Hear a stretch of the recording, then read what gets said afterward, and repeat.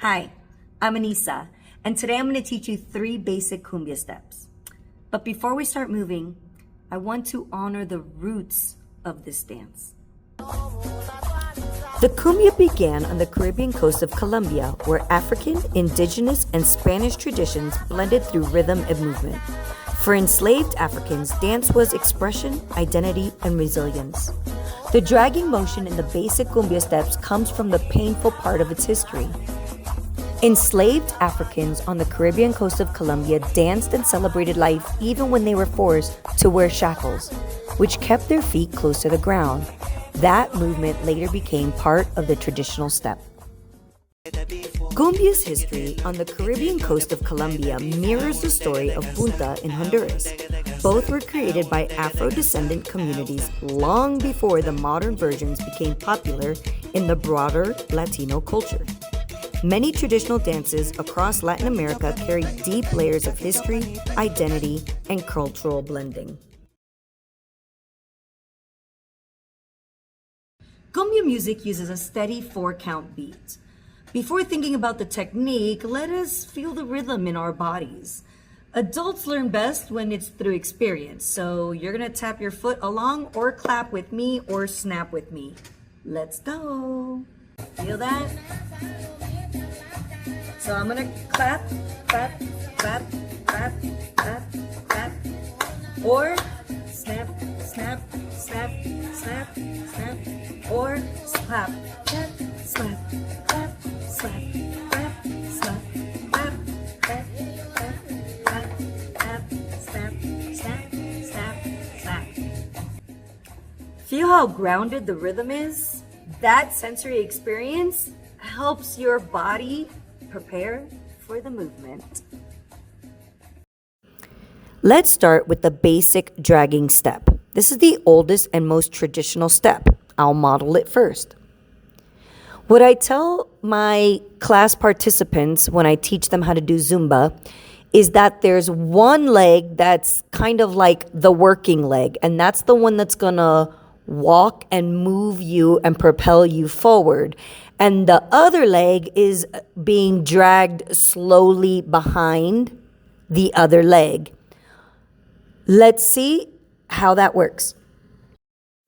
Another tip I give them is that when you're dragging the foot that is being dragged, that hip is gonna go straight up into the air. So it's little increment movements, and so your hip goes up, up, up when you're dragging the foot.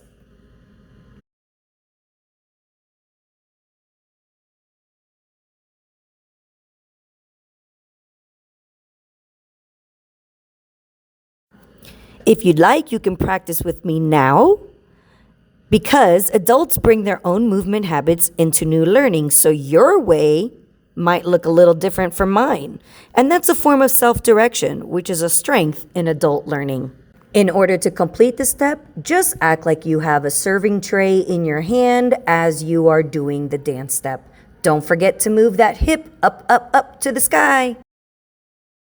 This next step is another basic cumbia step. We're gonna call it the front to back step.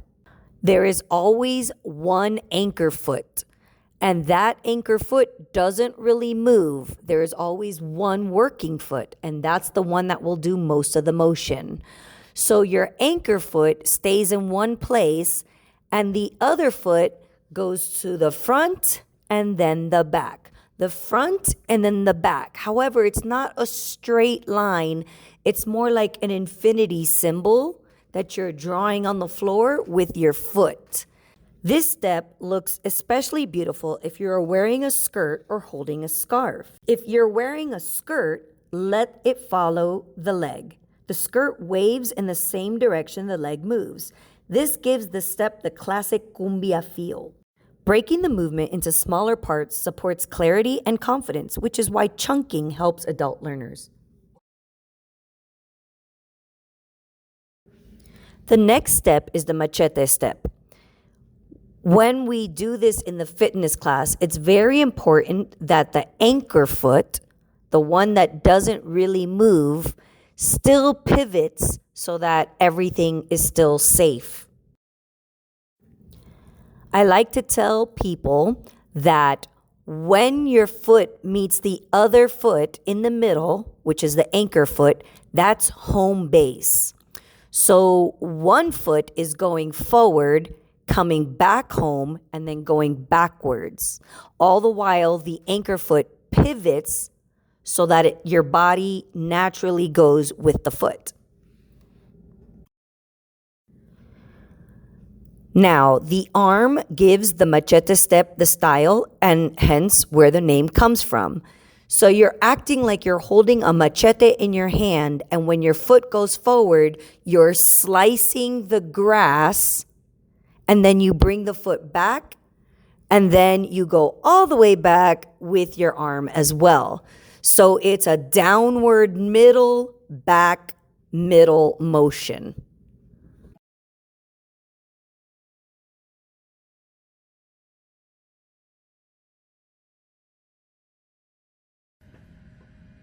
Now, let's put everything together with music. For the demonstration, I'm using a Juanes song because I know it well enough to teach with confidence, and I also know that most of you are familiar with his music. Even though traditional cumbia comes from Afro-Indigenous roots, using a familiar song helps me show the steps clearly and keeps the lesson connected to something you already know. During the dance, we're going to combine the 3 steps, and I will cue you ahead of time to let you know what step is coming up next. Adults learn by doing, so focus on how your body feels. Adjust the movement to your comfort level. You can make the steps smaller or bigger and add your own style. Autonomy is an important part of adult learning.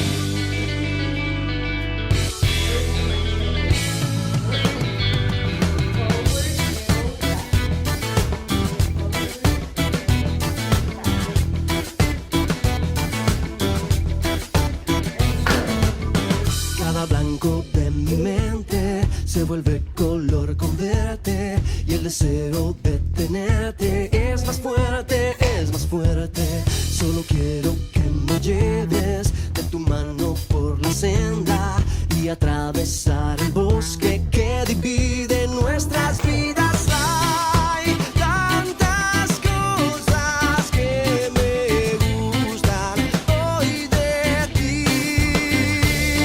Me enamora, que me hables con tu boca me enamora, que me eleves hasta el cielo me enamora, que de mí sea tu alma soñadora, esperanza de mis ojos. Sin ti mi vida no tiene sentido, sin ti mi vida es como un remolino de cenizas que se van, volando con el viento.